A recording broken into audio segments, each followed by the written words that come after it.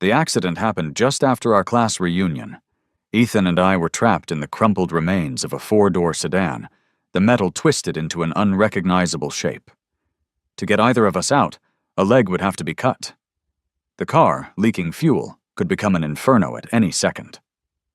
The first rescue team on the scene was, ironically, led by my wife's own unit. One of her subordinates, torn by the situation, spoke into his radio, his voice strained. "Captain, your husband is in bad shape. Should we prioritize him?" Clara arrived, took the electric saw from her colleague, and walked towards me with an expression I couldn't read. "Ethan is an actor," she stated, her voice flat and devoid of emotion. "He can't live without his legs." The cold, hard steel of the saw blade pressed against my knee. I reached out and grabbed her hand, my vision blurred by tears. I whispered, my voice cracking. "I have a bleeding disorder, Clara. If I lose my leg, I'll die too." In that desperate moment, I clung to the hope that some flicker of feeling for me remained within her. If not love, then maybe 7 years of shared history had at least earned me some basic human compassion. All I received in return was a blinding, all-consuming pain shooting up from my knee. With no anesthetic, Clara brought the buzzing saw down, tearing through flesh and bone. Blood sprayed into my mouth, a coppery, bitter taste that mixed with the salt of my tears. The agony was so intense I nearly blacked out. Through the haze of pain, Clara's cold, indifferent voice echoed around me like a curse. "Liam, Ethan is an actor. Don't be so selfish." I slumped against the ruined back seat of the car, the fight draining out of me. My heart, which had been so full of hope for so long, felt like it was turning to dust inside my chest. The physical torment of my severed leg was nothing compared to the profound, heart-wrenching ache that had taken root there. We had been married for 7 years. Even a strayed dog would have developed a sense of loyalty in that time. Why then was Clara, a living, breathing person, always so distant, so impossibly cold? They loaded me onto a stretcher and into an ambulance, but my blood was already soaking through the thin blankets, dripping steadily onto the floor. In my rapidly dimming vision, everything was tinged with red. I caught a final glimpse of Ethan, clinging to Clara, sobbing about how scared he was. As Clara helped him into another vehicle, I drew my last breath. My soul seemed to drift out of my body, pulling away from the ambulance and floating weightlessly towards Clara's car. Inside, Ethan was holding her hand tightly, his brow furrowed with anxiety. "Clara, is my leg broken? Will I be able to stand again?" She comforted him with a softness I had never known. "I'm here. Your leg will be fine. Just get some rest. When you wake up, everything will be better." Watching them, a sharp pain, even in my non-physical form, pierced through me. In 7 years of marriage, Clara had always been so frigid. She never offered a single word of comfort. I had always told myself it was just her personality, her nature to be reserved. That illusion shattered a year ago, when Ethan returned to the country. She came home drunk one night and confessed, her words slurring. "Liam, I regret marrying you. I only ever wanted to be with Ethan. I didn't have a choice back then.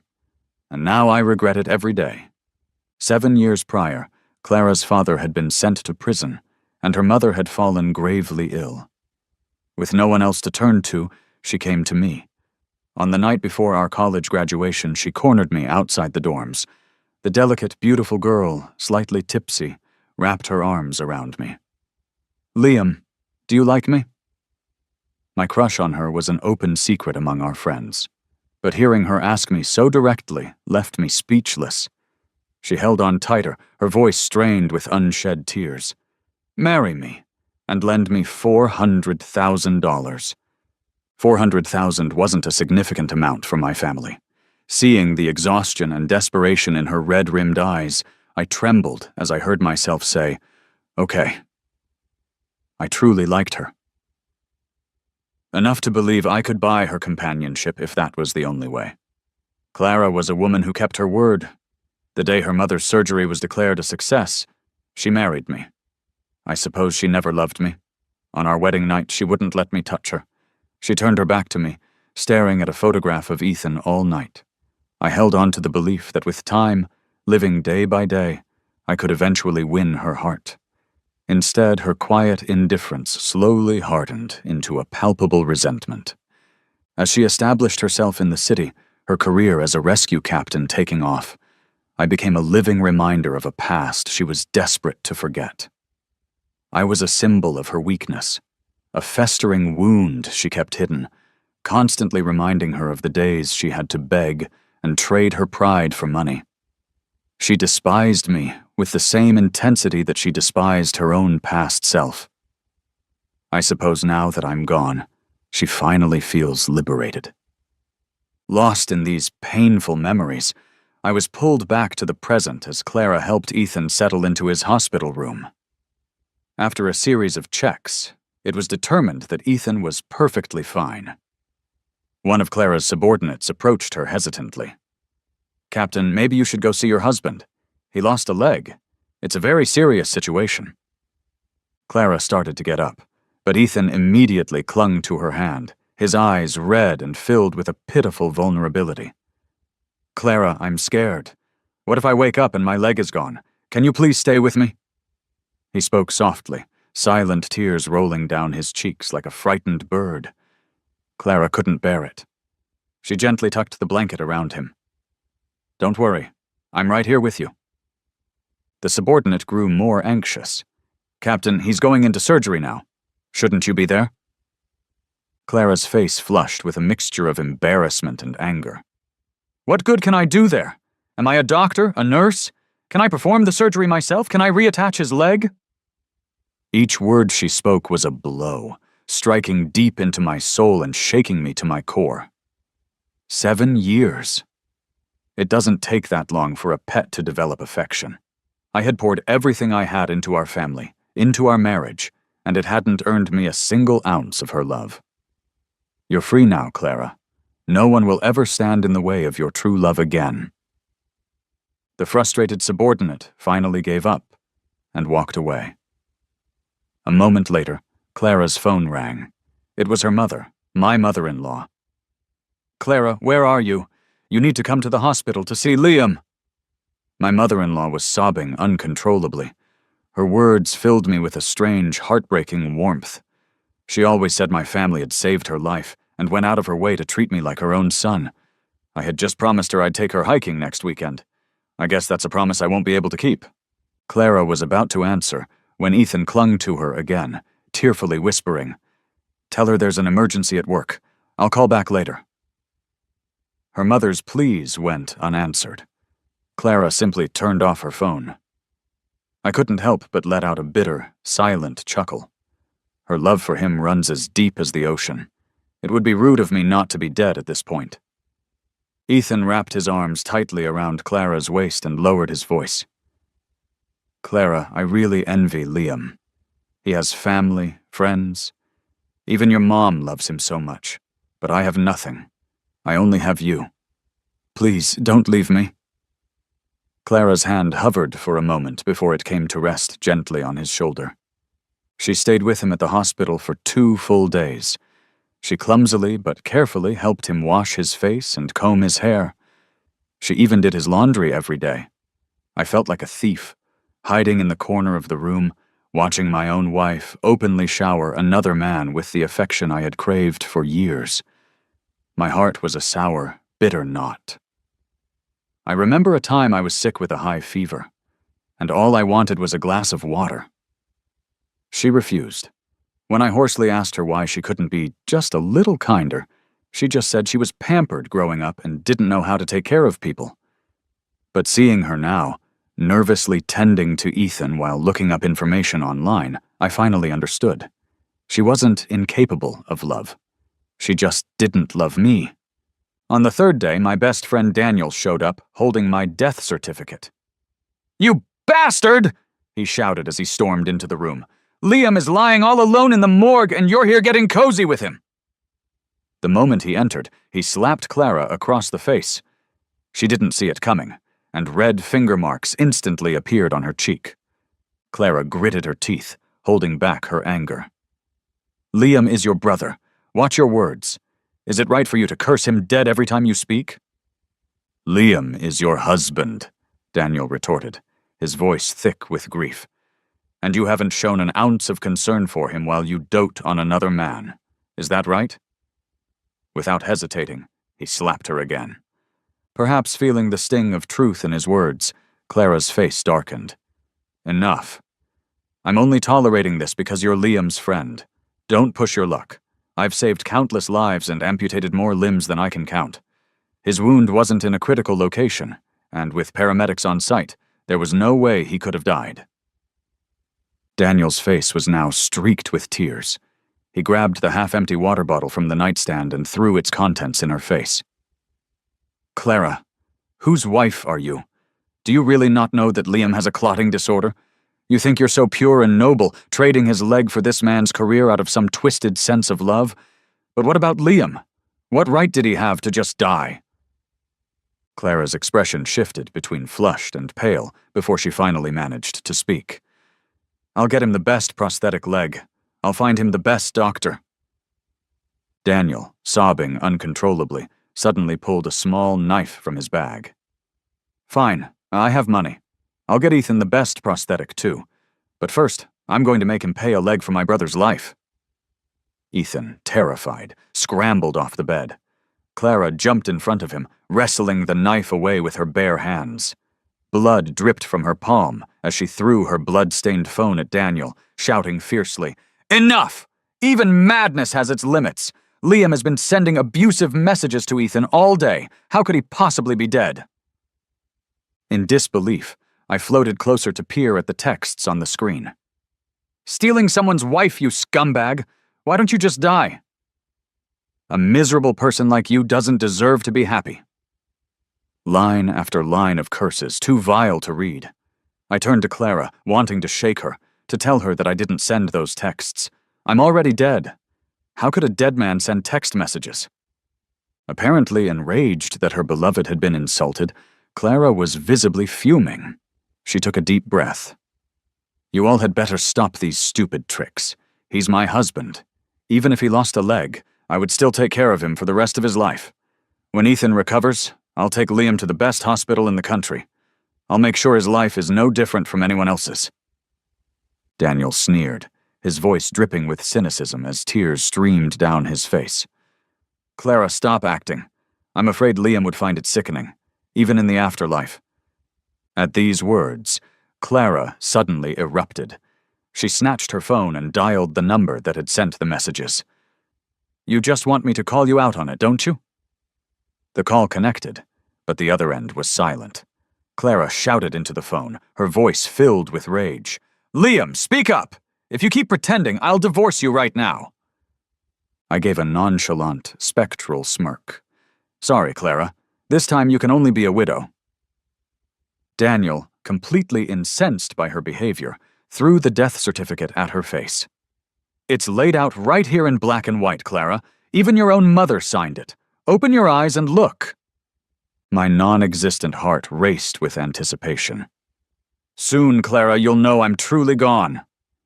Daniel was so furious his lips were trembling. He pointed at her, enunciating each word. Open your eyes wide and look carefully. The cause of Liam's death was excessive bleeding due to a congenital clotting disorder.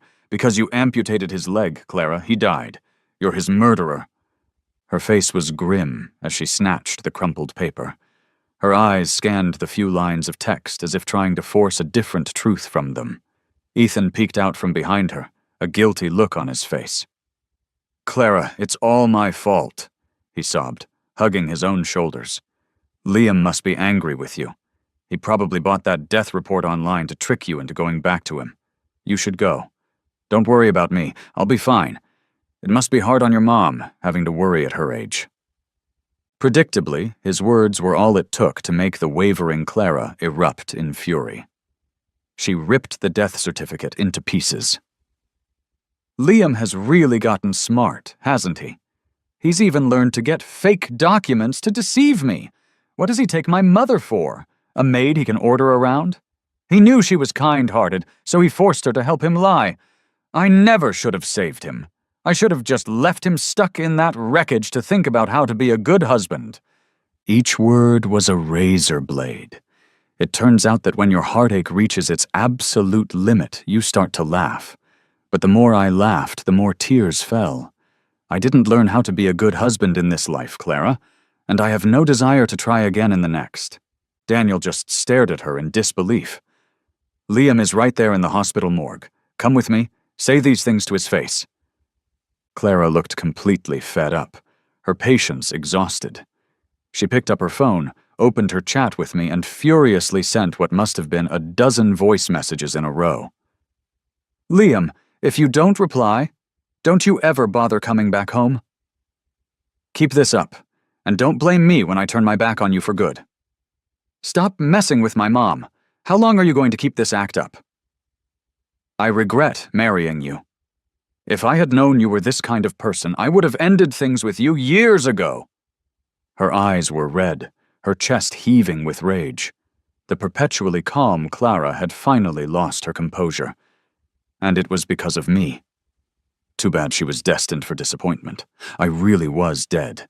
She couldn't threaten me with divorce anymore. Daniel stood by, watching her breakdown, his anger slowly morphing into a cold mockery. After a moment, he spoke, his voice flat. Just leave, Clara. Don't disturb Liam's journey to the afterlife.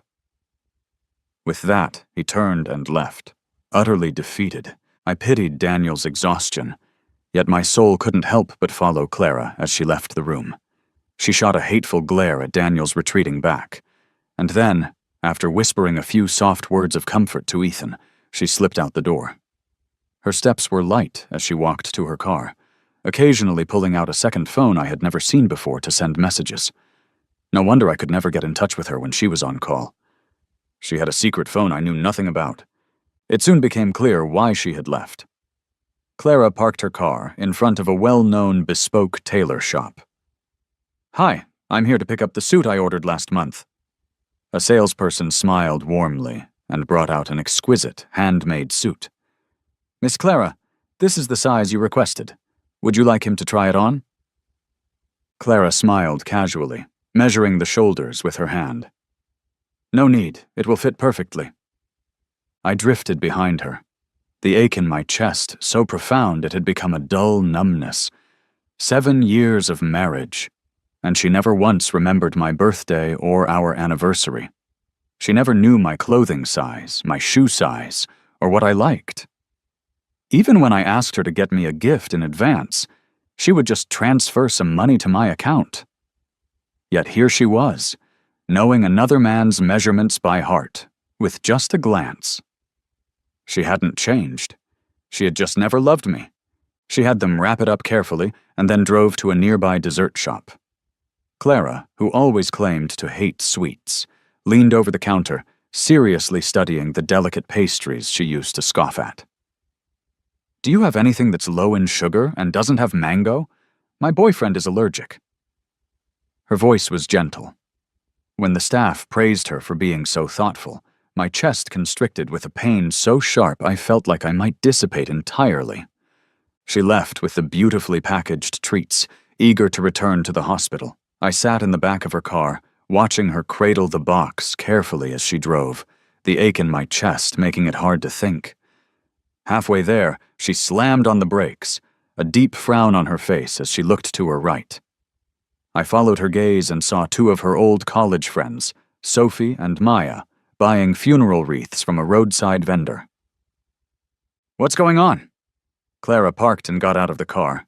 Sophie saw the cake box on the passenger seat and clenched her fists, her knuckles white. Clara, are you even human? Liam's funeral is being planned, and you can't even be bothered to show up, but you have time to buy cake for someone else. Maya eyed Clara coldly, standing beside Sophie. Clara's face was a hard mask as she reined in her anger. It's one thing for his other friends to help Liam lie, but you two as well.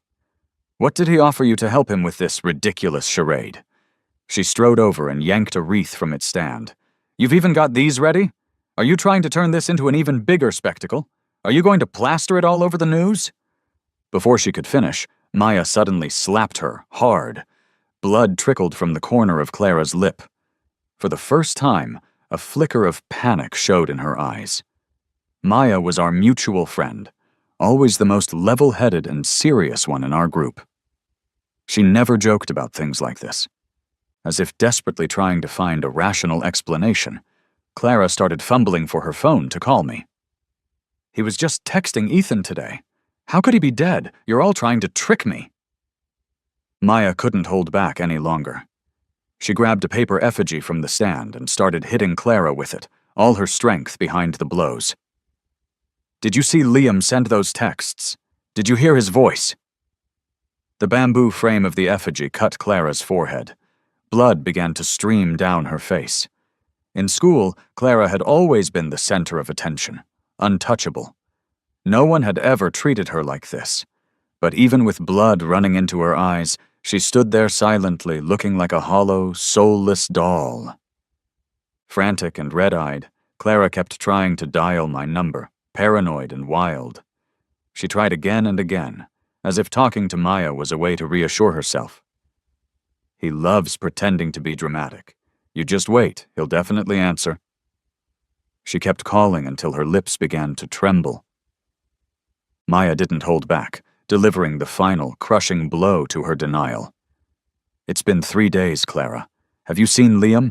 Have you heard his voice? Have you checked on him even once? How can you be so certain he's still alive?" Clara looked like her soul had been ripped from her body. She collapsed into the driver's seat of her car. For 3 days. I used to be so clingy, texting her every morning and every night, even though she rarely replied. But for 3 whole days, there had been nothing. That was unheard of. And Maya didn't lie. Clara knew that even if the whole world lied to her, Maya wouldn't. With trembling hands, she took out her personal phone, the one that had been turned off for 3 days. As soon as she powered it on, messages and missed call notifications flooded the screen like a blizzard. Most were from her mother and our mutual friends. They were all about my death. There were even a few pictures of me on a stretcher, drenched in blood. She panicked, looking helplessly at Maya, but Maya and Sophie just turned their heads away, unwilling to speak to her further. Clara's eyes were bloodshot. With shaky hands, she began sending me message after message. "Liam, why aren't you responding? Liam, stop messing around. Liam, I'm sorry. Please, just talk to me." Maya, livid, grabbed Clara by the collar and dragged her out of the car. The hospital was just across the street. I followed them into the cold, sterile morgue. Her mother rushed forward and slapped her twice, the sharp sounds echoing in the silent room. Daniel and a few of our friends watched coldly from the side. No one moved to stop her. Suddenly, I felt a sting in my own non-existent nose. My parents had passed away years ago, and I thought no one would care if I died. My mother-in-law was crying, dragging Clara to the floor next to my covered body. "For 3 days! Where the hell have you been?" she screamed. "Liam has been lying here all alone. Where were you?" Clara knelt on the cold floor, tears streaming down her face, unable to speak. Her mother kept asking, her questions tearing Clara apart. Since Clara wouldn't answer, Daniel stepped in, cruelly laying out the ugliest truth. He told everyone how Clara had spent the last 3 days in a luxurious private room with Ethan, too busy with her old flame to care that her husband was dead. Daniel leaned in and sniffed her shoulder for dramatic effect. "Nice. You even brought cake. Smells delicious." My mother-in-law staggered, nearly fainting. She clutched Clara's collar, her body trembling with rage and grief. You cut off Liam's leg for an outsider, causing him to bleed to death. And then you ran off to be with another man before Liam's body was even cold. How could I have given birth to a monster like you?" For the first time, a look of utter collapse and terror appeared on Clara's face. I didn't know he had a bleeding disorder." With another slap, Daniel hit her. "What do you know? As his wife, what do you know about him? Tell me." Clara had nothing to say. In all our years together, She had never once tried to get to know me. I was like a ghost in my own home, a functional part of the household machinery, but ultimately invisible. She stumbled to her feet and leaned over the morgue slab, refusing to believe it. Liam can't be dead. How could he die? You're all lying to me. He's so young, it can't be fatal. I've overseen situations just like this hundreds of times without a mistake. She was laughing and crying at the same time, trying to pull back the white sheet that covered me, despite everyone's attempts to stop her. Maya shoved her away, kicking her in the chest. Get away from him! Don't touch him with your filthy hands! You're all lying to me. Clara seemed possessed. She pushed everyone aside and grabbed the edge of the sheet, somehow convinced that I was underneath, playing a cruel joke on her. But as she yanked it away, my broken, icy white body was revealed. And then Clara froze. She stared blankly at my corpse, carefully reaching out a trembling hand to touch the jagged, brutal wound on my knee, a mark of her own making. She leaned in close and suddenly pinched my face, an affectionate gesture that startled me. In 7 years, she had rarely shown such closeness. I wasn't foolish enough to think it meant she loved me. I just figured the shock had finally made her lose her mind. She gently stroked my cold cheek, talking softly to herself. Liam, please wake up, okay? I know I was wrong. Don't stay mad at me. When you get better, I'll take you to see the snow. The snow you always wanted to see. A wave of nausea washed over me. When I was alive, she just called me by my name, with no sweetness or intimacy. I was like a household appliance, only noticed when needed, shoved aside after use. She had never shown an ounce of love for me in all the years before I died. Who was she putting on this show for now? Daniel, ever my loyal friend, was disgusted by her act. He pushed her away, unable to tolerate it any longer. He's been dead for 3 days. Who are you pretending for? You're a monster, Clara. You never deserved the goodness Liam showed you all those years. Go back to Ethan. Clara didn't fight back. She just allowed Daniel's fingernails to scratch her face, leaving bloody trails. She seemed completely lost, babbling incoherently. I never thought about leaving him. I just got so used to him always forgiving me. I thought he'd always be there. Liam would always be with me. With bloodshot eyes, she collapsed weakly to the floor. I didn't not love him. I just felt like I didn't deserve him.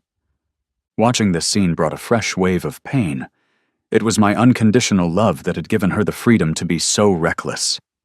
She was so certain I would never leave that she gave all her tenderness to another man, knowing I'd always come running back at her slightest beckoning. A young woman's insecurities had been sharpened into blades that she used to stab the one person who loved her most in the world. She was too greedy. She wanted to relive her past with her first love, but she also wanted me to be her safe harbor, the guiding light that would always lead her home. Where in the world can you have everything? Thinking about the last 7 years, it was laughable, and yet I cried. 7 years of misplaced love, and all of it had come to nothing. After I was cremated, Clara wouldn't let go of my ashes. She wandered around like a zombie, completely lost in her own world. No one could get through to her. Daniel thought the abusive text messages were suspicious and reported them to the police. The car accident itself was strange enough that the authorities decided to investigate the 2 incidents together. It didn't take them long to find the truth. The person sending the texts was Ethan's cousin. Ethan had wanted to drive a wedge between me and Clara, so he had his cousin mimic my texting style to confuse her. He was having an affair with a wealthy man's wife, and to create a cover, he had seduced Clara. The car accident was planned, but not by him. Someone had tampered with the car's engine in retaliation against Ethan for one of his many indiscretions. The driver had been bribed. Through all of it, I was the only truly innocent party, and I was the one who paid the ultimate price. When Clara found out the truth, she drove to Ethan's house and killed him. But at her trial, she was deemed legally insane and committed to a mental hospital. She had completely lost her grip on reality. She spent her days cradling a baby doll, repeating the same phrases over and over. Liam, do you like me? Liam, will you marry me? Liam, haven't you forgiven me yet? I know I made a mistake. You don't cherish what you have until it's gone. I loved Liam the most. I heard her say these things every single day, until my ghostly ears felt raw. A love that was once unforgettable was now growing blurry with the passage of time. Sometimes I felt like she could actually see me. She would often stare right at the spot where I was floating, occasionally offering a strange, vacant smile. Sometimes I felt sorry for her. Other times, I just felt a deep, hollow anger. You can't gather spilled water, Clara, don't you understand that? The following year, a heavy snowstorm blanketed the city, and Clara died. I had just gone to visit her mother for a short while, and when I returned to the hospital, all I found was her body. During a meal, she had managed to hide a spoon. When the nurses weren't looking, she would sharpen it against the concrete walls of her room day after day until it had a crude, knife-like edge. She had been acting so docile that the staff had grown complacent. Taking advantage of the distraction caused by the rare blizzard, she used the sharpened spoon to slice open her own wrist. As I looked down at her still form, I suddenly remembered an evening long ago, before our graduation. We were all at a farewell dinner, sharing our dreams for the future. Clara had asked me, "Liam, is there anything you really want to do?" My mind was hazy from the drinks, and I blurted out the first thing that came to mind. "I just want to see snow. A really big snowfall.